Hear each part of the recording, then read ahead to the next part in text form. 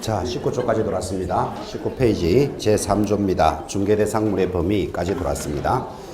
자, 다시 지난 시간에 했던 거 한번 체크해 봅시다. 자, 우리 법 제1조는 무엇을 이야기합니까? 제1조는 목적이었습니다. 목적하고 들어오면 체크하셔야 될 것. 공인중개사의 전문성을 제고하여 부동산 중개업을 건전하게 육성합니다. 최종 목적은 뭐다? 국민경제에 이바지함. 그게 목적이었습니다. 이 법 제2조는 방금 진행됐지만 용어의 정의고 모두 몇 개? 6가지는 암기해야 됩니다. 그리고 6가지에 관한 내용으로서 하나하나 중요한 단어들을 짚었습니다.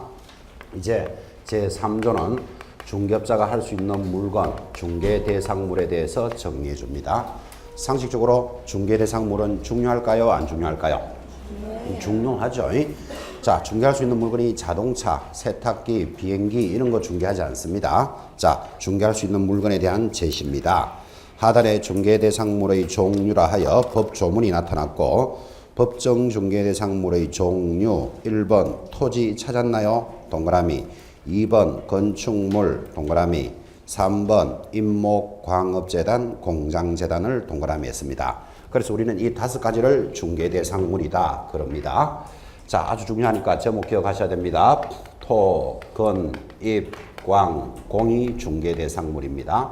이 5가지 물건에 대한 이름만 알아도 시험에서 몇 번이나 걸었습니다. 이거를 5가지를 중개대상물로 합니다.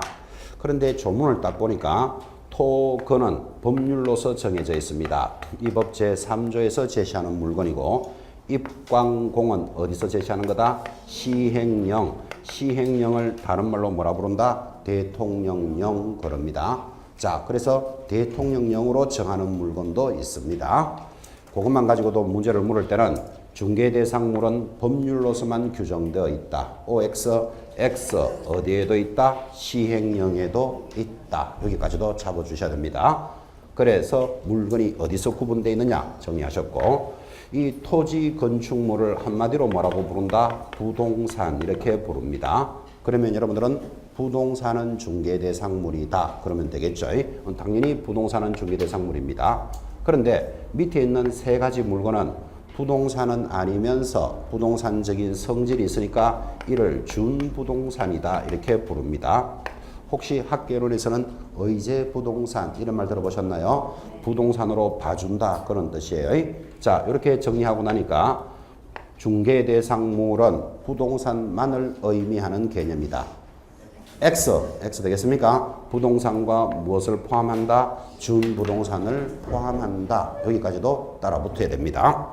자, 그리고 이 준부동산에 대해서 제가 이렇게 한번 찾아보니까 준부동산이 약 20몇 가지나 있습니다.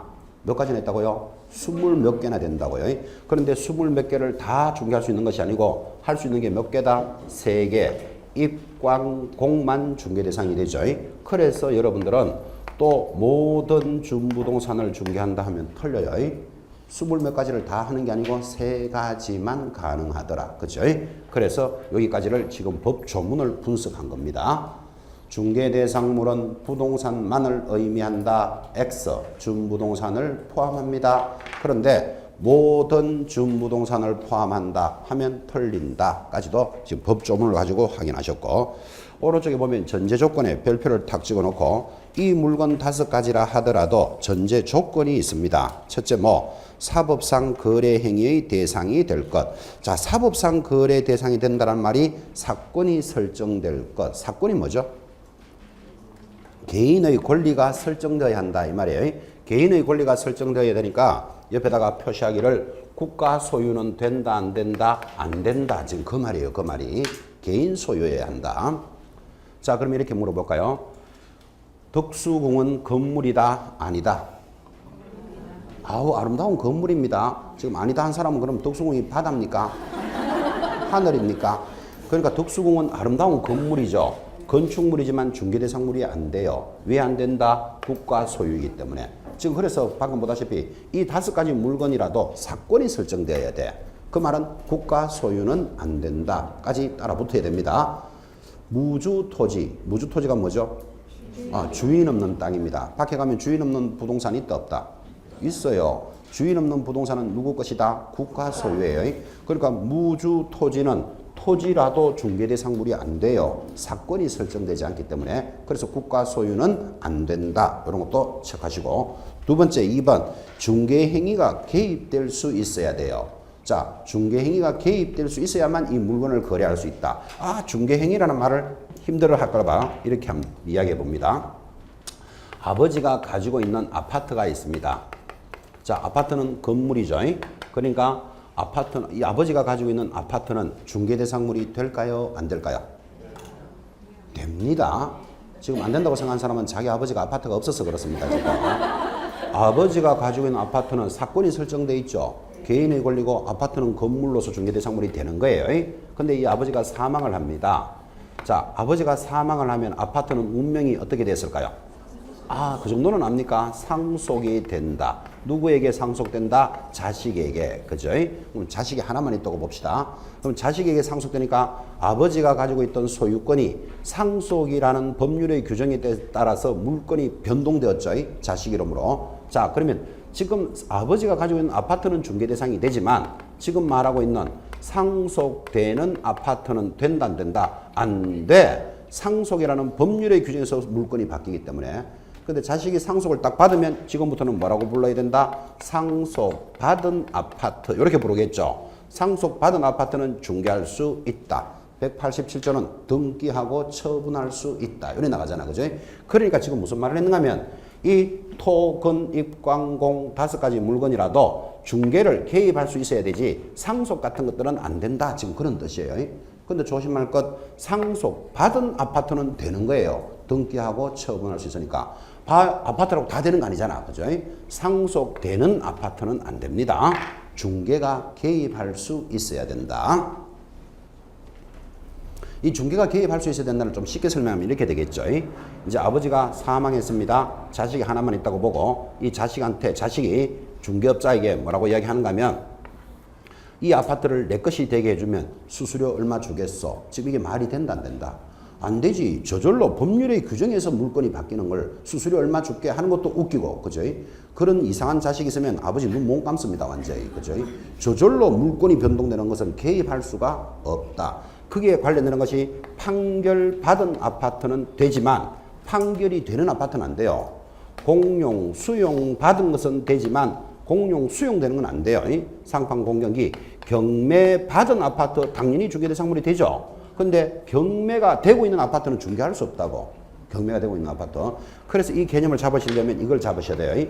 등기를 하지 않아도 물건이 변동되는 것은 중개가 안 돼요. 등기하지 않아도 물건이 변동되는 게 뭐다? 상, 판, 공, 경을 기억해 놓으셔야 돼요. 조심할 것, 판결되는 아파트 안 됩니다. 판결받은 아파트는 됩니다.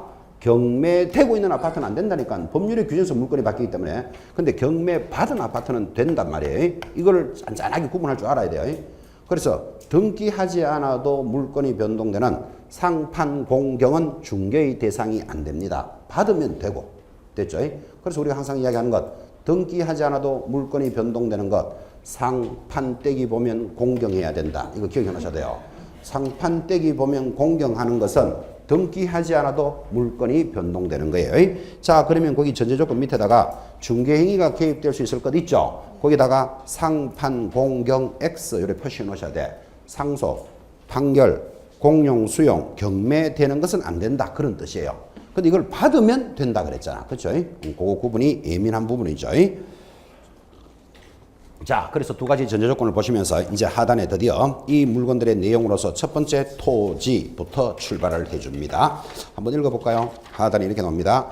토지의 등록 단위는 무슨 단위? 필지 단위 또는 필 단위이므로 한 필지 일부에 대해서는 분필의 절차를 이행하기 전까지는 매매 및 저당권의 설정이 될 수는 없으나 한 필지의 일부에도 뭐는 가능하다? 지상권, 지역권, 전세권을 용익물권이라고 합니다. 이런 용익물권과 임차권의 설정 및 이전은 가능하므로 줄 것입니다. 한 필지 일부의 토지라 하더라도 중개대상물은 된다. 그거 줄 거놓고 지금 이 스토리를 가고 있는 겁니다.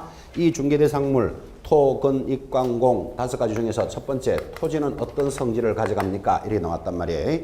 토지를 한마디로는 뭐라고 부른다? 토지를 한마디로 땅 그럽니다. 자, 땅을 거래할 사람들이니까 지금 뭐라고 얘기했는가 하면 거래할 범위와 거래할 단위를 알아야 됩니다. 토지를 거래할 때 범위는 어떻게 됩니까? 범위는 책이 없어요. 지금 자꾸 찾고 있으면 안 돼요. 거래할 범위는 민법이 말하기를 정당한 이익이 미치는 상하를 포함한다. 이렇게 민법이 제시를 합니다. 그래서 여러분들이 토지를 하나 샀다, 팔았다 이렇게 거래를 할 때는 저기서부터 여기까지 땅을 하나 샀다, 팔았다 할 때는 그 토지를 거래할 때 껍데기만 사고 파는 것이 아니라 위의 권리와 아래의 권리를 포함한다. 민법이 이렇게 제시를 합니다. 그러면 내 땅이 저기서부터 여기까지가 내 땅이요 할 때는 껍데기만 말하는 거다. 위아래 권리를 포함한다. 위아래 권리를 포함한다 이 뜻이에요. 그러면 토지를 거래할 때는 입체적 거래이다, 평면적 거래이다. 토지는 입체적으로 거래합니다. 위아래를 다 포함합니다. 자, 거래하는 단위는 방금 뭐라고 했다? 필지 단위로 거래합니다. 그럼 필지 단위라는 말은 나는 땅을 한 마리 팔았다, 두 새끼 샀다 그러면 안 돼요. 토지를 거래하는 단위는 필지 단위로 거래합니다. 한 필지 샀다, 한 필지 팔았다 이렇게 말해요. 근데 필지라는 말보다는 사실은 필 하는 말이 더 정확해요. 토지가 땅이잖아요. 토지 한 필지 하면 또 땅이 또 붙잖아 지금. 그러니까 토지 한 필 이래야 이게 정확한 말이라고 하는 거죠. 우리 습관적으로 필지를 많이 써요. 역전 앞에 간다. 맞는 말이다, 틀린 말이다. 틀린 말이잖아. 역전 하면 벌써 이게 앞이잖아 그게. 근데 또 앞에 간다. 역 앞에 간다 이 말이잖아, 그죠? 정확하게 표준 발음은 역 앞에 간다, 역전에 간다 이래야 되잖아, 그죠? 근데 우리가 역전 앞에 간다 이래 말한다고, 그죠? 그런 개념하고 같아요. 한 필 단위로 거래합니다. 토지 한 필을 샀다, 토지 한 필을 팔았다 이렇게 말해야 된다고요. 이 말은 필지 단위로 거래한다라는 말은 한 필의 일부에는 뭐를 줄 수 없다? 소유권을 줄 수는 없다 이 말이에요. 한 필 단위로만 거래해야 되니까. 그런데 한 필의 일부에는 소유권을 줄 수 없지만 방금 보다시피 한 필의 일부라도 뭐는 가능하다? 용익물권이나 임차권은 가능하다. 지금 그렇게 정해줬습니다. 자, 그래놓고는 이제 출제했던 문제 줄 것이었는데 여러분들은 토지는 반드시 한 필 단위로만 거래하여야 한다. O, X. X. 한 필의 일부라도 뭐는 된다? 용익물권이나 임차권은 소유권은 한 필 단위로만 거래해야 돼요. 되겠죠? 자, 토지의 성질을 보셨다면 두 번째, 건축물은 또 어떤 성질을 가져갈까요? 건축물 한번 읽어봅시다. 교재 2번에 1번 건축물은 토지와 독립된 부동산으로 다루어지며 토지의 정착물로서 토지와 일체로 거래할 수도 있고 독립하여 거래의 대상이 될 수도 있다.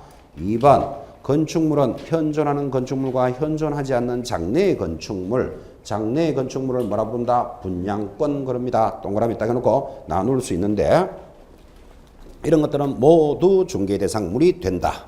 3번 현존하는 건축물은 동 단위로 거래하는 것이 원칙이나 한 동의 1호라 하더라도 집합 건물로서 구분 등기가 가능한 것이 현실이므로 한 동의 1호도 독립적인 중개 대상물이 될 수 있으며 또한 한 동에 한 호에 한 실이라도 구조상 이용상 독립되면 중개 대상물이 가능하다.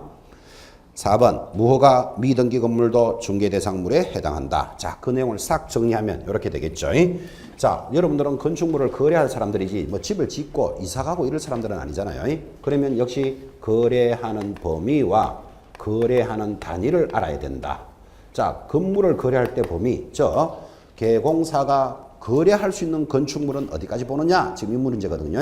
어디까지? 미등기 건물도 건물이고 무허가 건물도 건물이고 신축 중인 건물도 건물이고 신축 예정인 건물도 건물이다 하여 건물의 범위를 아주 넓게 해석해 줍니다. 여러분 부동산 공법에서 건축법에서의 건물이라는 것은 바닥과 기둥과 지붕이 있어야 건물이고 들으셨죠? 그런데 우리 중개사법에서의 건물은 그런 거 아닙니다. 미등기도 되고 무허가도 되고 신축 중 신축 예정인 건물을 모두 사고 팔 수 있습니다.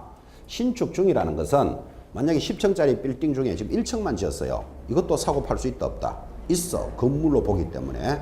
더 재밌는 것 신축 예정인 건물도 건물로 보는 거예요. 신축 예정이라면 현장에 지금 가보면 뭐가 있을까요? 땅만 있겠지, 그죠? 땅만 있는 건물을 뭐라고 부른다? 분양권 이렇게 불러요. 이 분양권은 앞으로 건물을 지을 예정이잖아, 그죠? 예정인 건물도 건물로 봅니다. 조심해야 될 거, 분양권이라 그랬지. 설적 시험에서 입주권 들어오면 X입니다. 여기까지 표시해 놓으셔야 됩니다. 분양권은 중개 대상물이 된다. 근데 입주권 하면 X 표시할 것. 자, 거래할 단위도 체크하셔야 되겠습니다. 우리는 건물을 집을 사고 팔 때는 집 한 마리 팔았다, 집 두세 끼 샀다, 그러면 안 된다 그랬습니다. 건물은 동 단위로 거래합니다. 동이라는 것은 창동, 상계동 그런 동이 아니고 건물 동자를 씁니다. 건물 동자. 한 동 샀다, 두 동 팔았다, 동 단위로 거래합니다. 결국 이 말은 뭐를 요구합니까? 한 동의 일부에는 뭐를 줄 수 없다? 소유권을 줄 수는 없다. 이 말이에요. 이 지극히 당연한 이야기입니다. 사실은 이거를 이제 법률 용어로 만나는 거죠. 한 동의 일부는 소유권을 줄 수 없다. 그림을 한번 볼까요? 1층짜리 집이 있습니다. 1층짜리 집도 건물이잖아요. 그럼 이걸 사고 팔 때는 한 동 전체를 샀다 팔았다 이래야 되지. 싱겁은 놈이 반 동만 샀게 팔아라. 여러분 건물은 반을 깨면 쓰지도 못하지만 줄도 못 꺼요. 입체적이기 때문에. 그래서 건물은 반드시 한 동 단위로 거래해야 돼. 소유권을 주고받을 때는. 그렇지만 너무나 잘 알죠. 한 동의 일부라도 뭐는 가능하다. 용익물권이나 임차권은 당연히 되더라고. 왜 되는가 하면 1층짜리 건물에 방이 4칸 있습니다. 한 칸만 새 살게 된다 안 된다? 되지. 그래서 한 동의 일부라도 뭐는 가능하다. 용익물권이나 임차권의 설정은 가능합니다. 그런데 한 동의 일부의 소유권을 줄 수 없는데 예외가 있습니다. 예외적으로 줄 수 있는 거 집합 건물, 금방 교재도 읽었지만 집합 건물하고 탁 들어오면 저절로 뭐가 생각난다? 아파트가 딱 생각나죠. 자, 아파트는 이렇게 생겼습니다. 여러분 알다시피 이게 101동입니다. 101동에 여기 있는 501호만 샀다 팔았다 할 수 있다? 없다? 있죠. 아파트는 동 단위로 원래 건물은 거래해야 되지만 집합건물법에서는 인정을 해준다고. 한 동의 일부라도 소유권을 거래할 수는 있다. 되겠습니까? 자, 다 알고 있는 내용들을 법률용어로 정리했습니다. 아주 독특한 물건이 하나 있습니다. 2번 내려오니까 명인 방법을 갖춘 수목의 집단. 이 놈은 중개대상물이 한 번은 된다 그랬다가 안 된다 그랬다가 왔다 갔다 많이 했습니다. 근데 최근에 정리했습니다. 뭐라고? 이 명인 방법이라는 관습상의 공시 방법을 갖춘 수목의 집단은 토지와는 별개로 독립하여 거래의 대상이 되므로 독립적인 중개대상물이 된다 안 된다 된다에 동그라미 딱 해놓습니다. 그런데 밑에다가 저당권 설정 X 표시해 놓으셔야 됩니다. 저당권을 설정한다 하면 X. 자, 이런 이야기입니다. 명인 방법을 갖추었다. 그 말은 명백하게 인정할 수 있는 방법을 갖춘 수목의 집단 그랬거든요. 수목이 나무입니다. 나무. 명인 할 때 한자로 적으면 밝을 명자에 인정하다 할 때 인자 씁니다. 명백하게 인정할 수 있는 방법을 갖춘 수목의 집단은 중개대상물이 되느냐 안 되느냐 이 문제거든요. 그래서 명인 방법이라는 말이 이런 겁니다. 여기 야산이 이렇게 있다고 칩시다. 자, 야산에 나무들 수목의 집단들이 이렇게 있습니다. 여러분 알다시피 나무도 수억짜리가 있다는데 동의하십니까? 나무 한 그루에 수억짜리가 있습니다. 한 그루에 수억이면 10개면 수십억이고 100개면 수백억의 재산 가치가 있는 나무들이 있는데 이 나무 주인은 알겠죠? 여기서부터 이까지가 내 거요 하면 자기는 알겠지. 저기서부터 저까지가 내 거다. 그죠? 근데 일반인들은 그렇게 말하면 잘 알아볼 수 있다 없다 모르겠죠. 그러니까 명백하게 인정할 수 있는 방법이 있어요. 어떻게? 판례가 울타리를 탁 치고, 그죠? 울타리만 치는 게 아니고 앞에다가 내 거라고 명패를 딱 붙여놔요. 그러면 누가 지나가더라도 이거는 누구 거다를 알 수 있죠. 이거를 명백하게 인정할 수 있는 방법, 명인 방법을 갖췄습니다. 자, 이 명인 방법을 갖췄다라는 말은 결국은 뭐가 돼 있는가 하고 똑같다. 등기된 효과가 있다. 이 말하고 같은 거라. 그죠? 여러분 등기의 효과가 뭡니까?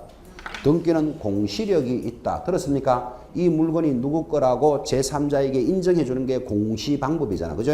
그러니까 명인 방법을 갖춘 수목의 집단은 등기가 돼 있다 안 돼 있다. 등기는 안 돼 있지만 등기된 효과가 있다니까. 자, 그러니까 이제 이걸 부동산으로 보느냐 안 보느냐 이제 이 스토리가 이래 가는 거예요. 자, 그래서 지금 우리는 뭐라고 정리됐다? 중개 대상물이 된다 안 된다? 된다라고 정리됐다고. 한 번은 된다 그랬다가 안 된다 그랬다가 시험에서도 왔다 갔다 했었어요. 그래서 명백하게 명인박물 같은 것은 중개대상물이 된다. 그런데 등기된 효과가 있다 그랬지 등기가 돼 있다는 소리는 안 했잖아요. 그 등기가 효과가 있기 때문에 저당권을 설정할 수는 없다. 이거 구분해놔야 돼요. 이게 뭐하고 연결되는가 하면 바로 밑에 있는 임목 때문에 중요한 거라 이게 사실은 그죠. 자, 그래서 명인방법을 갖춘 수목의 집단은 중개대상물이 됩니다. 자, 그리고는 이제 3번 그러니까 임목에 관한 법률에 따라서 임목이 중개대상물이 된다. 일단 임목의 동그라미 바로 밑에 뭐라고 되어 있습니까? 보존 등기를 한 것이다라는 거 보이시죠? 줄 딱 꺼놓고 그 다음에 오른쪽으로 가면 4번 광업재단 찾았습니까? 동그라미 4번 광업재단의 동그라미 5번 공장재단 찾았습니까? 동그라미. 자, 이 세 가지 물건을 지금 정리를 하는데 이 세 가지 물건 지금 뭐라고 했다? 임목. 임목은 한자로 적으면 설립자의 나무 목자를 적습니다. 서 있는 나무를 뭐라고 부른다? 임목 그럽니다.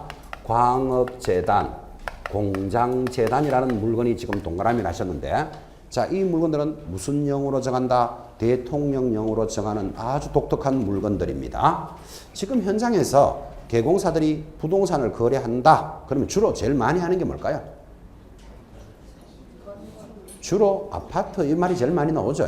그 아파트가 뭐다? 건물이잖아요. 또는 상가도 많이 거래하죠. 오피스텔 이런 것도 거래하죠. 원룸 이런 것도. 대체적으로 전부 다 뭐다? 건물에 건물. 그 다음 토지도 거래하죠.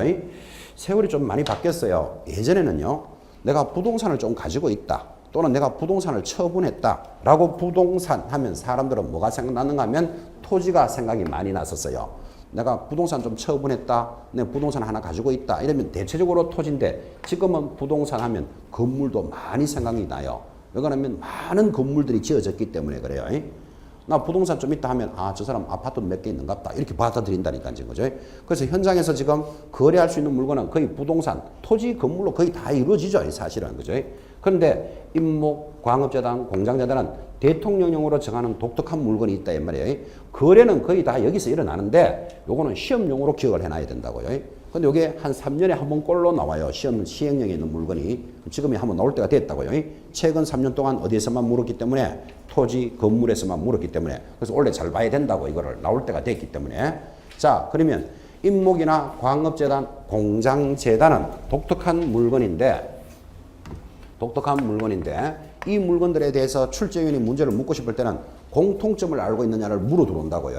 그래서 지금부터 이제 같이 찾아가는 거예요. 이 세 가지 물건의 공통점이 뭐다? 이거는 준부동산이라 그랬다. 맞습니까? 아까 했잖아요. 부동산뿐만 아니라 준부동산도 중개대상물이 됩니다. 됐죠? 그럼 여러분이 무조건 찾아내야 될 것. 이 세 가지 물건을 뭐라 부른다? 준부동산이라 부른다. 공통점이잖아요. 자, 그러면 준부동산은 무슨 뜻일까요? 의제부동산, 준부동산이라는 뜻은 부동산은 아니면서 부동산적인 성질이 있으니까 준부동산 그러는 거예요. 자, 다시 준부동산이 뭐라고요? 부동산은 아니면서 부동산적인 성질이 있다니까요. 자, 그러면 부동산은 아니면서 그랬으니까 이거는 동산이면서 이 말이잖아. 동산이면서 부동산적인 성질이 있다. 무슨 성질이 있을까요? 자, 그럼 이걸 이해하려면 동산과 부동산의 차이를 알아야 말을 할 수 있다고요. 아까 우리 볼펜을 동산이라 그랬죠. 자, 동산은 등기해야 그 볼펜이 내 겁니까? 내가 점유하고 있으면 됩니까? 점유하고 있으면 내 거예요. 그 동산은 점유로서 표시하고 부동산은 뭐함으로써 등기함으로써 표시하는 게 동산과 부동산의 차이예요. 자, 다시 아파트는 부동산이다. 이 정도는 아십니까? 자, 아파트는 부동산인데 아파트에 내가 살고 있으면 내 겁니까? 등기해놔야 됩니까? 등기해놔야 되잖아. 봐요. 그럼 부동산은 등기한다니까요. 자, 그러면 이 준부동산이라는 것은 동산이면서 부동산적인 성질이 있다 그랬으니까 한마디로 말하면 뭐가 돼 있다? 등기가 돼 있다. 이 말. 등기가 돼 있으니까 준부동산으로 봐주는 거예요. 자, 그러면 여러분들이 공부하셨지만 등기가 돼 있다는데 등기를 처음 하는 등기를 뭐라 그런다? 보존 등기라 이렇게 부른다고요. 이 정도는 이제 알아들어야 될 때가 됐습니다. 등기를 할 때 가장 먼저 하는 등기 뭐라 부른다? 보존 등기. 등기가 돼 있다는 말은 저절로 보존 등기가 돼 있다 이 말이에요. 보존 등기를 함으로써 뭐 하는데 목적이 있다? 저당권을 설정하는데 목적이 있다. 이게 준부동산의 공통점이에요. 자, 여기서 무슨 권을 설정한다고요? 저당권을 설정한다 그랬지. 전세권 이런 쓸데없는 소리 하면 안 됩니다. 이게 이제 공통점으로 첫째 줄 딱 알아야 된다고요. 자, 알았다. 그러면 이제 여러분이 출제위원회도 그 다음 물어야 될 거. 등기가 돼 있으니까 이것들은 중개대상물이 되잖아요. 그러면 등기가 어디 돼 있을까를 출제위원은 묻고 싶어진다고. 이게 등기가 돼 있으면 이제 거래할 수 있으니까. 자, 그러면 임목이라는 것도 설명하면 임목은 서 있는 나무라 그랬잖아요. 자, 나무가 이렇게 서 있는데 나무가 서 있지 누워 있는 것도 있습니까? 누워 있는 거 있습니다. 벌채하면 누워 있습니다. 벌채된 나무는 뭐다? 동산입니다. 쉽게 이동할 수 있기 때문에 반드시 서 있는 나무가 임목입니다.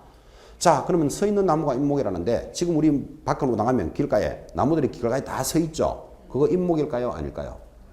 아닙니다. 그거는 가로수라 부릅니다. 가로수. 임목은 등기가 돼 있다니까 보존 등기가. 그죠? 그래서 등기가 돼 있어야만 임목이라 부르고 등기가 돼 있으면 거래할 수 있는 거예요. 자, 그러면 출제위원이 이 임목은 어디 등기돼 있습니까를 물어 들어온다고. 왜 그러면 등기된 걸 알아야 계획공사가 거래할 수 있으니까. 만약에 나무를 등기하는데 뿌리에 등기를 했다. 골 때립니다. 나무 뽑아가지고 등기 안 돼 있네. 다시 심어라. 지금 이래가 될 문제가 아니잖아. 그죠? 만약에 껍질에 등기를 한다. 껍데기 다 벗겨놓고 등기 안 돼 있네. 다시 입혀라. 나무 다 잡습니다. 완전히. 그러니까 등기되어 있는 위치는 나무가 서 있는 곳이 있습니다. 나무가 어디 서 있을까요? 토지에 서 있겠지. 그죠? 저 바다 위에 구름 위에 이런 소리 하면 안 돼요. 그러면 임목은 서 있는 나무니까 토지 위에 서 있으니까 토지등기부 어디에 취지가 기재된다? 표제부에 취지가 기재된다. 이게 임목의 50%입니다. 시험에서. 그러니까 이런 말이잖아요. 이 나무가 가치 있는 나무입니다. 아주 수억짜리 나무라고 합시다. 그럼 이 나무가 등기가 돼 있으면 이제 중개업자가 거래할 수 있잖아요. 그럼 등기되어 있는 위치는 나무가 서 있는 주소를 여러분이 안다니까요. 여기 이 나무는 뭐 노원구 상계동 17번지에 있는 나무다. 그러면 노원구 상계동 17번지라는 토지 대장을 딱 떼보면 표제부에 등기가 돼 있음을 표시한다고. 그러니까 그러면 이거 거래할 수 있는 임목이 되는 거예요. 이거부터 알아야 뭐 그 계획공사들이 거래를 하든지 말든지 하지. 그죠? 그래서 위치를 알아놔야 된다고요. 토지등기부 표제부의 취지가 기재됩니다. 자, 그러면 이제 위치를 알았고 어디에 뭐를 등기했습니까 하니까 나무를 등기했겠지. 나무를 등기하니까 이거를 임목 그렇게 부른다고요. 그럼 여러분 알다시피 토지를 등기하면 토지등기부가 있고 건물을 등기하면 건물 등기부가 있다는 거 이해하시죠? 그럼 나무를 등기했으니까 임목 등기부라는 것도 있다고. 그죠? 근데 여러분들은 임목 등기부를 볼 일이 있다 없다? 거의 없어요. 대도시에는 임목을 거래할 때가 잘 없기 때문에 그래요. 여기 서울 시내만 하더라도 법무사들이 하루 종일 하는 일이 밥만 먹고 등기부 보는 게 자기 일인데 수백 명의 법무사들이 30년을 근무해도 임목 등기부 한 번도 못 볼 때 있어요. 왜? 볼 일이 없는데 뭐 거래할 일이 없는데. 그러면 주로 임목 등기부는 어디서 돌아다닌다? 나무가 가치 있는 곳이 거래하는 곳이 있겠죠. 강원도 영월, 태백, 삼척 이런 데 가면 있어요. 그런 데는 이제 임목을 재산으로 관리하기 때문에 대도시는 이런 건 거의 볼 일이 없다 이 말이에요. 자, 어쨌든 임목 등기부가 만들어졌고 뭐를 등기했다? 나무를 등기합니다. 나무를 등기하니까 이걸 임목 이렇게 부른다고요. 자, 임목에 대해서 보충 수업 한번 해봅시다. 우리 요거 작집 잘 되어 있습니다. 거기 보면 20페이지 하단에 3번에 2번 동그라미 1번 임목은 토지와 독립된 부동산이 되므로 뭐의 목적이 된다? 소유권과 저당권의 목적이 되어서 토지와는 별도로 거래할 수 있다. 이 말하고 똑같은 거예요. 무슨 말이 하고 똑같은가 하면 여러분 우리나라는 토지와 건물은 별도의 부동산이다. 맞습니까? 그러니까 각각의 등기부가 따로 있다고. 그럼 별도의 부동산이니까 건물만 사고 팔 수도 있고 토지만 사고 팔 수도 있습니다. 그것도 말도 맞죠. 근데 우리가 거래할 때는 이렇게 거래 안 하고 그냥 일체적으로 거래하죠. 내 땅만 살게, 건물만 살게, 그럼 나중에 복잡해지잖아. 그죠? 어쨌든 독립된 부동산입니다. 임목 마찬가지. 토지 위에 나무가 있다 그랬잖아요. 등기가 딱 되면 요거 건물과 토지는 별도의 부동산이다. 그 말하고 갖고 별도로 처분할 수 있다. 똑같은 내용이 진행되잖아. 지금 그죠? 자, 동그라미 2번. 그때 토지 소유권의 처분의 효력은 임목에 영향을 미치지 못한다. 결국 무슨 말입니까? 별도의 부동산이다. 이 말이고. 3번. 임목을 담보로 저당권을 설정하고자 할 때는 사전에 줄 것입니다. 임목을 보험에 붙여야 한다. 이런 말이 따라 들어가는 거예요. 갑자기 웬 보험? 이러면 안 돼요. 왜 안 되는가 하면 여러분 한번 봐요. 이 물건을 저당권을 설정할 수 있다 그랬죠. 자, 임목을 저당권을 설정하는데 임목은 살아있는 물건이 맞죠? 생물, 그죠? 여러분 생물은 저당권을 설정 못합니다. 여러분이 아무리 돈이 많은 사람이라도 수박이라고 합시다. 수박은 살아있는 물건이죠. 왜? 한 3일 되면 다 썩을 수도 있잖아요. 그럼 수박을 1,000만 원치 줄 테니까 돈 1,000만 원 빌려주세요. 이러면 여러분들이 부담스러워요. 왜냐하면 내가 이 수박을 담보로 잡고 돈을 빌려줬는데 비가 와가지고 일주일 동안 수박이 하나도 안 팔렸어. 그럼 다 썩어버리면 담보 가치가 없어져 버리잖아. 그지? 그럼 내 돈 빌려주는 거 띵하다니까 저거 어떻게 받을까? 이렇게 해야 되는 거야. 그래서 담보물은 전부 다 생물이 아닌 무생물에다가 담보를 붙이는 거예요. 대표적으로 생물이 아닌 거 아파트. 아파트 살아서 움직인다 안 움직인다? 안 움직이잖아. 그런 물건을 담보 잡는 거예요. 토지 살아서 움직인다 안 움직인다? 안 움직여. 그런 것들을 담보 잡는 거예요. 생물은 담보 잡으려면 부담스럽다니까요. 이 나무를 아무리 재산 가치가 좋지만 이게 산불이 나면 다 탈 수도 있고 봄에 비가 안 오면 다 말라 죽을 수도 있잖아. 이거를 담보 잡아놓고 돈 빌려준다는 게 부담스러워요. 그래서 생물이기 때문에 이런 임목을 저당권을 설정할 때는 뭐에 붙여야 된다? 보험에 붙여야 된다라는 말이 나온다고. 그러니까 나무가 없어지거나 잘못되면 보험회사에서 물어준다라고 가입돼 있을 때만 여러분이라도 돈을 빌려줄 수가 있잖아요. 그래서 임목을 저당권을 설정할 때는 보험에 붙여야 한다는 말이 그래 나온다고. 생물이기 때문에 그래요. 살아있는 물건 때문에. 동그라미 4번. 임목에 설정된 저당권의 실행으로 임목 소유자와 토지 소유자가 나누어진다면 임목 소유자는 뭐를 설정한다? 법정지상권을 취득한다. 이것도 당연한 얘기. 이거 이야기하십니까? 자, 여기 토지와 건물은 별도의 부동산이다. 맞죠? 근데 어떤 사연으로 토지 소유자는 갑인데 건물이 을이 되면 소유자가 달라지죠. 그럼 이걸 보고 뭐라 부른다? 지상권이 설정되었다. 그 말하고 똑같죠? 똑같잖아 봐요. 나무도. 자, 갑의 땅에 갑의 나무였겠지. 근데 갑이 저당권을 설정했다가 돈을 못 갚아주면 임목이 경매 처분되겠죠. 경매되어서 다른 소유자가 을이 왔다면 역시 토지 소유자와 건물 소유자가 달라지면 뭐를 설정한 것으로 본다? 법정지상권을 설정한 것으로 본다. 그림이 똑같다고 개념을 잡고 계셔야 돼요. 임목의 공식. 자, 임목 등기가 되면 임목 등기부가 작성되고 수목의 집단에 대한 소유자, 소유권 범위 등이 제3자에게 공시되는데 이러한 임목 등기의 공시는 임목 등기부 이외에 줄거야 되죠. 토지 등기부 어디에? 표제부에 등기가 기재됩니다. 자, 임목 지금 정도의 내용은 익혀 놓으셔야 됩니다. 4번 광업재단, 공장재단이 들어오는데 요거는 물건들이 똑같은 법에 있는 겁니다. 좀 이따 읽어드리겠지만 다시 이해부터 하기를. 공장재단, 광업재단은 같은 법에 있는 물건인데 요것들도 기본적으로 알아야 될 거 어디에 등기되어 있느냐부터 알아야 된다고. 어디에 등기되어 있을까요? 상당구 사항란에 그 취지가 기재됩니다. 이 상당구 사항란을 다른 말로는 해당구 사항란 그렇게도 말합니다. 어디 등기되어 있다고요? 상당구 사항란 또는 해당구 사항란의 취지가 기재된다. 이 상당구라는 말은 해당되는 구니까 소유권은 어디 있고 갑구 사항란에 있고 저당권은 어디 있고 을구 사항란에 있다는 말을 해당되는 구 사항란 이렇게 말하는 거예요. 자, 그럼 등기되는 위치는 알았습니다. 그럼 뭐를 등기했을까요? 등기되는 물건. 아까 임목은 나무를 등기했다 그랬잖아요. 그죠? 자, 그러면 이 두 가지 물건이 똑같지만 공장재단이 여러분 좀 설명이 좋으니까 공장재단이라는 말은 공장에 사용하는 물건들을 등기한 거예요. 자, 여러분 공장 가봤습니까? 어떤 공장이라도 가보면 공장에 이런 것들이 있습니다. 공장을 구성하는 토지 있겠죠. 공장을 구성하는 건물도 있고 기계도 있을 거고 기구도 있을 거고 뭐 포크레인 공장에 이런 것도 있겠죠. 포크레인 또는 공장이니까 특허권 이런 것도 있을 거예요. 여러분 잘 알다시피 기계도 수백억짜리가 있다는 거 동의합니까? 특허권도 수십억짜리 재산이 될 수도 있습니다. 자, 그러면 여기에 토지 건물이라는 부동산도 있지만 부동산이 아니면서도 가치가 좋은 것들이 많다니까요. 이것들을 동산으로만 가져가 버리면 저당권을 설정 못하니까 이거를 묶어서 한 개의 부동산으로 봐줍니다. 그러니까 공장에 사용하는 물건들을 모두 묶어서 한 개의 부동산으로 봐주니까 이를 공장재단이다 이렇게 부른다고. 그 다음에 광업재단은 광업소에 쓰는 물건들이에요. 탄광이라고 생각하면 됩니다. 광업소, 탄광에 가면 어떤 물건이 있습니까?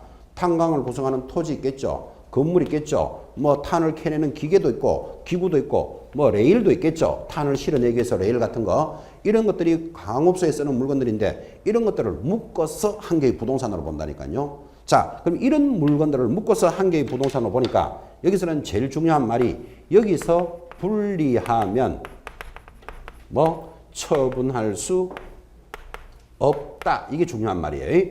분리하면 처분할 수 없다. 무슨 소리시죠? 묶어서 한 개의 부동산으로 본다. 이 뜻이에요.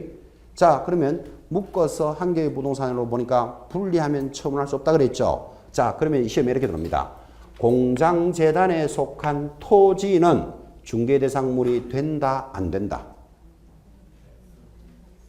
공장재단에 속한 토지는 중개대상물이 된다, 안 된다? 안 되지. 분리하면 처분할 수 없다 그랬잖아요, 지금. 묶어서 한 개의 부동산으로 본다.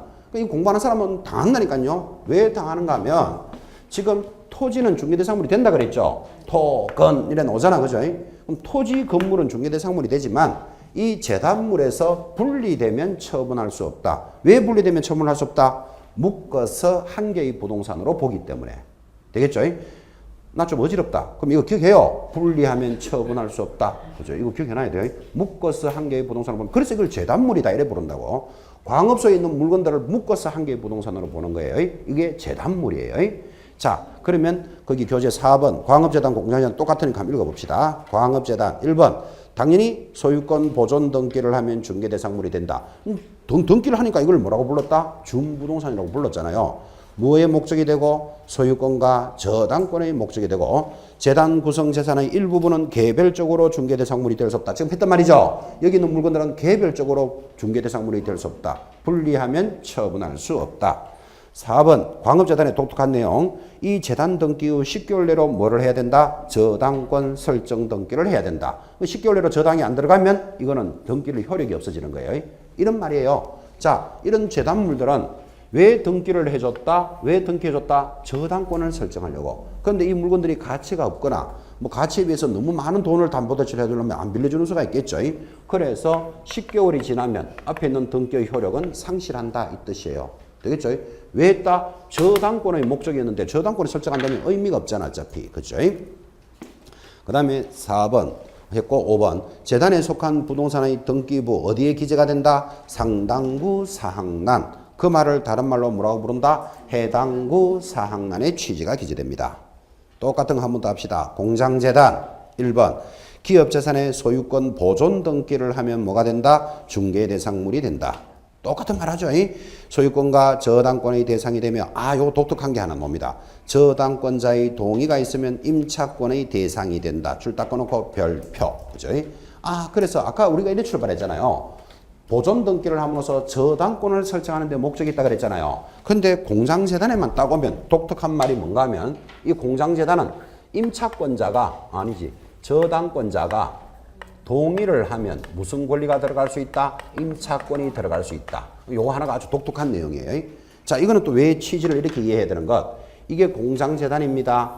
토지, 건물, 기계, 기구, 포크레인, 특허권 이런 것들을 묶어서 등기를 했는데 어쨌든 저당권자가 저 담보 잡고 돈을 빌려줬어요.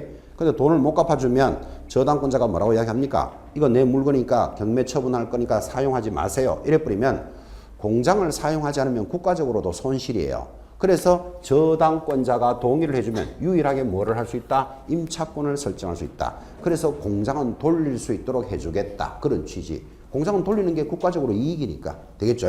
그런 독특한 내용을 하나 체크해 놓으시고 3번 마찬가지죠. 재단 구성의 일부분은 개별적으로 중개대상물이 될 수 없다. 무슨 뜻이다? 묶어서 한 개의 부동산으로 본다.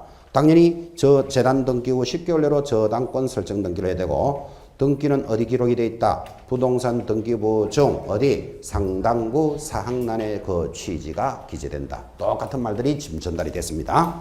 최소한의 시행령에 있는 물건은 이 정도는 기억해 놓으셔야 됩니다. 그리고 하단의 표는 다시 임목이나 광업재단, 공장재단을 표로 만들어 놨습니다. 이 표도 꼼꼼히 잘 읽으시고 실질적으로 이 중개대상물 파트에서 시험에 잘 나오는 게 한 장 넘기시면 22페이지 하단에 중개대상물의 정리표 있습니까? 이제 이거를 여러분들은 시험 때까지 서서히 새기셔야 돼요. 문제는 거의 여기서 다 나와요.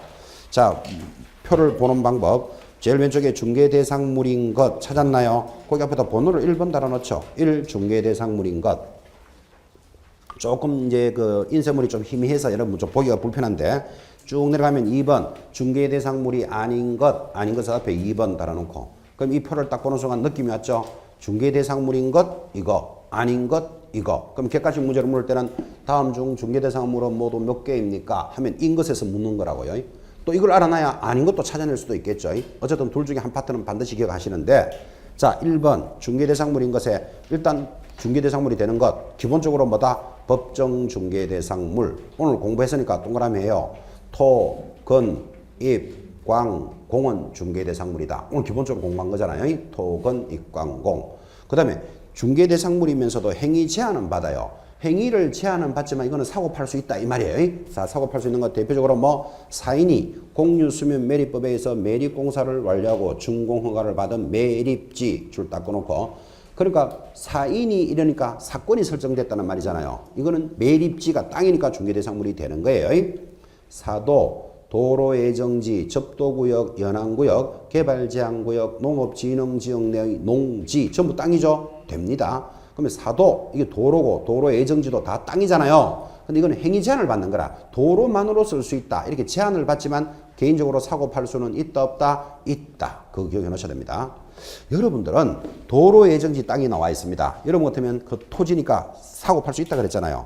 여러분은 살까요? 안 살까요? 안 사는 게 맞지. 뭐로밖에 못 쓴다? 도로로밖에 못 써. 그러면 거기에 건물을 짓거나 공장을 짓거나 아파트를 지을 수는 없잖아요. 그러니까 행위를 제한받잖아요. 행위는 제한받지만 사고 팔 수 있는 것은 됩니다. 제가 이제 기본적으로 그렇게 수업을 하니까 예전에 수원에서 수업할 때 어떤 분이 그죠? 근데 선생님 아닙니다. 도로 예정지도 사놓으면 좋습니다. 아, 그런 말도 하더라고요. 그래서 여러분한테 살짝 소개해 드린다면 자, 자기 땅이 이렇게 있는데 또는 도로가 예정될 땅을 구하는 거예요. 구해놓고 이쪽으로 이제 도로가 나겠지. 그죠? 그러면 이런 땅들은 도로밖에 사용 못하니까 뭐 건물을 짓거나 이럴 수는 없잖아요. 근데 이런 것을 사놓으면 좋은 거 첫째 뭐 받을 수 있고 보상 받을 수 있고 보상을 받음으로써 이 땅의 가치가 또 올라가고 그죠? 그래서 도로 예정지를 사가지고 재미를 많이 봤습니다. 이런 수험생도 있었습니다. 그래서 제가 기본적으로 수업할 때는 도로 예정지는 사건이 제한받으니까 굳이 살 필요 없겠죠? 이러면 이렇게 얘기했는데 그분은 저런 것만 찾아다닌다. 도로가 개발될 거, 그죠? 비교적 땅값은 싸겠죠. 도로의 정리니까, 그죠? 사놓고 나중에 개발이 되거나 주변이 좋아짐으로써 오히려 더 좋은 점이 많더라. 그것도 이 일리가 있더라. 그렇게 소개해드렸습니다. 동그라미 3번 군사시설보호구역 내에 있는 토지, 가처분, 가압류, 예고 등기된 토지 이런 것들은 전부 다 행위 제한을 받죠. 군사시설보호구역은 2층 이상 지을 수 없다 이렇게 제한을 받지만 사고 팔 수는 있다 없다? 있다. 지금 그 이야기 하는 거예요. 특히 중요한 거 4번 줄거고 오늘 공부했습니다. 명인 방법을 갖춘 수목의 집단은 된다 안 된다? 된다 그랬잖아요. 그 되는 것 지금 가고 있습니다. 또 중개 대상이 되는 권리로서 아까 다 했습니다. 소유권, 지상권, 지역권, 전세권, 저당권, 부동산 임차권은 중개할 수 있다. 됐습니다. 자, 특히 할 수 있는 것, 중개 대상물인 것에 대해서 여러분 집중적으로 잘 보내주셔야 됩니다. 그럼 객관식 문제 나올 때는 그럼 아닌 것도 알아놓으면 도움 되겠죠. 아닌 것 한가 봅시다. 거기 아닌 것으로서 공시 방법은 갖추었으나 법률에 규정이 없는 것. 우리말로 하면 이 말이죠. 준부동산이지만 안 되는 거 그 말이에요. 준부동산 되는 건 세 가지밖에 없었잖아요. 안 되는 거 뭐 읽거나 마나 업권, 선박, 건설기계, 비행기, 뭐 등록된 자동차 이런 것들은 안 돼요. 당연히 안 된다는 거 이해하시겠죠, 그죠? 그 다음에 중요한 거 6번 줄 거야 되죠. 공장재단이나 광업재단은 된다 그랬잖아요. 근데 분리된 토지 건물은 안 된다. 아까 이야기했죠. 묶어서 한 개의 부동산으로 본다. 그 다음 내려가면 거래가 불가능한 것. 기본적으로 뭐라 그랬죠? 거래가 불가능한 국유재산은 무조건 된다 안 된다? 안 돼. 거래가 불가능하기 때문에. 그죠? 그래서 국가재산들을 쭉 읽어보시고 그 다음에 넘어가면 중개 개입의 여지가 없는 것. 아까 이런 말 했죠? 상판떼기 보면 공경하는 것은 중개가 개입할 수 없다. 경매, 공매, 공용수용 그게 4번에 보면 상속, 정려, 기부, 체납, 환매 이런 것들은 개입의 여지가 없다. 마지막으로 중개 대상이 아닌 권리, 점유권 안 된다고 들으셨죠? 근데 유치권은 지금 뭐라고 적어놨다? 가능할 수 있어. 무슨 뜻이죠 이게? 유치권의 설정은 안 되지만 이전은 된다. 그래서 가능할 수 있어. 그런 뜻이에요. 질권, 법정 지상권, 법정 저당권, 법정 붙으면 무조건 안 돼요. 법률의 규정에 의해서 만들어지는 것을 거래할 수 없기 때문에 일신 전속적인 임차권, 저작권, 대토권 이런 거 안 됩니다. 대토권도 일신 전속적 한 사람에게만 가는 권리 이런 뜻이에요. 끝까지 대토권의 뜻을 알 이유가 여러분들이 있다 없다? 없어요. 중개대상물이 안 된다. 이래 알아 들으면 된다 이 말이에요. 그렇게 해서 오늘 제3조 중개업자가 할 수 있는 물건까지 이제 교재로 정리했습니다. 주 교재가 나오면 다음 주부터 좀 더 편해지실 겁니다. 오늘 전달했던 거 두 가지죠. 이 주 교재와 함께 뭐를 지참할 것? 암기표 지참해서 5, 6월 이론 강좌를 진행한다. 거기 전달했습니다. 수고하셨습니다. 다음 주 뵙겠습니다.